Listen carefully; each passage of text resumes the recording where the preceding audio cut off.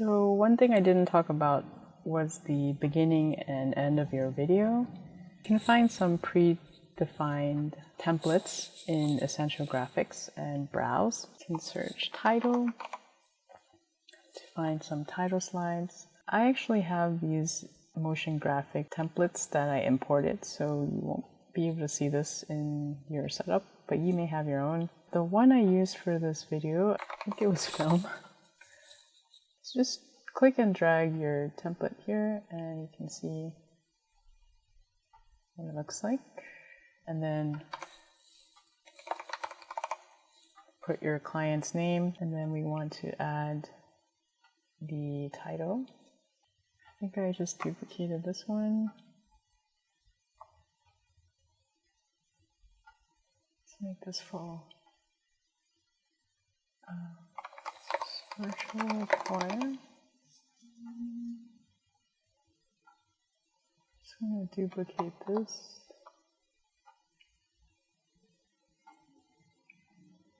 Let's bring this one down.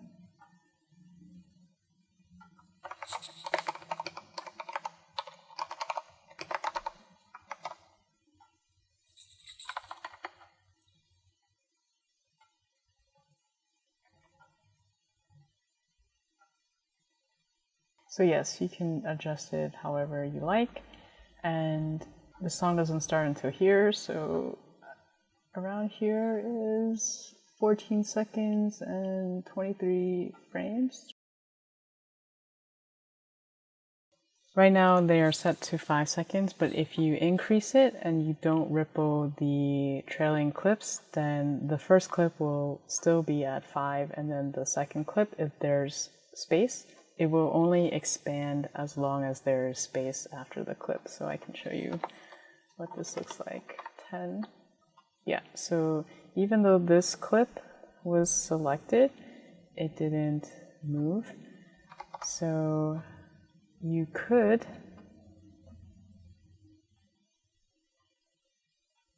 enable the rippling, however, it would shift everything after it. So you just have to be careful when you're using this feature. But I just want to show that the rippling, the effect, allows you to increase multiple clips that are next to each other. But then, of course, your subtitles and everything else got messed up. So the way I would do this, if I was in this situation, is I would put them on different layers and make sure they have enough space afterwards. So I would just adjust the setting to where I think is good without rippling, because I already have content after, and just put them on different layers and make sure that they don't overlap with other things on the timeline. So we're talking 15 seconds and we're at 29.97, which is practically 30 frames per second. That would be, if you divide 15 by 2, it would be 7 seconds and 15 frames. So I would do that and then position it.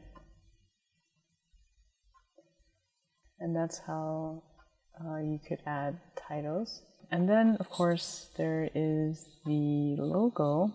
I did not import that in the beginning, but let me just drag it. I have the logo file here, and I want to add it at the very end. If you're getting confused by all this pink, you can always right-click your clip, go into Label. It doesn't show in this recording, but Label, and then there are various colors you can select so that you can tell things apart if you have a lot of things on your timeline. That's the effect I want. It will only last as long as this audio file, but I want this color matte to extend, and that's good. So this logo is actually an Illustrator file. Let me just open this up real quick. So for the logo, I set it in HD dimensions, 1920 by 1080. So here I have 1920 by 1080, and I set the logo size because this is at 72 dpi when you import it into Premiere, and I just make sure that this is a good size, because what happens is if you have this logo too small, let's say you're down here, you scale this up in Premiere, your logo will not look crisp, even though you're using an Illustrator file. So I recommend setting this maybe a little bit bigger than what you want, because we're gonna do some Ken Burns effect. And in order not to lose this crispness when we render the video, I will scale down. So having your clip selected, and in your effect controls, I'm in the effects workspace, effect controls, then I will click this toggle animation setting here so that I can have different scales at different points in the timeline. So I will enable that, and you see that now there's a keyframe that's added at the point that my cursor was on this timeline. So I'll just drag that all the way to the beginning of this clip, and we're going to scale down. I usually drop 10 and then see how that looks. It's best to have your setup ready. So for example, say you wanted to cut out this empty space, right? This is like 3 seconds of silence. Like if you wanted to get rid of this, it's better that you have everything lined up before you make your subsequences. But of course, if we're in the final one, we could still work with this one. It's totally okay, but it's just up to you. But personally, I would recommend just having everything set up before you begin duplicating.